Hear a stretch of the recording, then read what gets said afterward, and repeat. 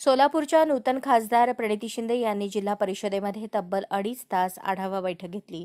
या बैठकीत त्यांनी जिल्हा परिषदेच्या अधिकाऱ्यांना चांगलीच समज दिली। आमच्या कार्यकर्त्यांना सहकार्य करा, विकास कामांमध्ये आडवे येऊ नका, कारवाई करण्यास भाग पाडू नका या शब्दात त्यांनी झेडपी प्रशासनाला धारेवर धरले।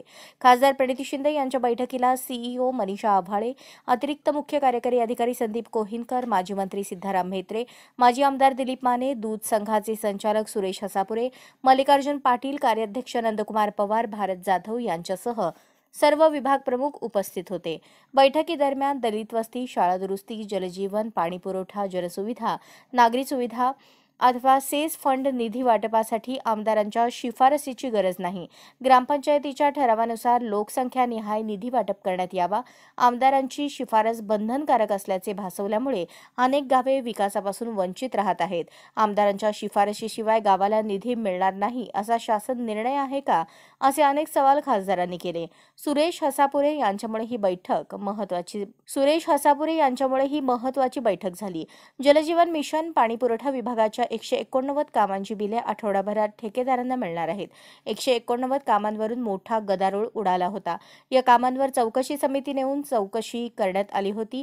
हा मुद्दा उपस्थित होताच सीईओ मनीषा आभाळे यांनी 8 दिवसात बिले काढण्याचे आश्वासन दिल्याची माहिती सुरेश हसापुरे यांनी दिली। आजच्या बैठकीत यापूर्वीच्या जिल्हा परिषद स्थायी समितीच्या सभेची प्रचिती आल्याचे हसापुरे यांनी सांगितले।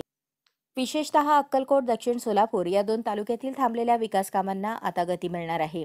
बैठकीतून बाहेर पडल्यानंतर पत्रकारांनी दिलीप माने यांना विचारले असता त्यांनी ही आढावा बैठक नव्हती, तर अधिकाऱ्यांना आडवी करणारी बैठक होती असे मजेशीर सांगून नक्की या सभेत काय घडले असेल हे सांगून गेले। या बातमीपत्राचे प्रायोजक आहेत जय जवान जय किसान सैनिकीय स्कूल, नेहरू नगर, सोलापूर।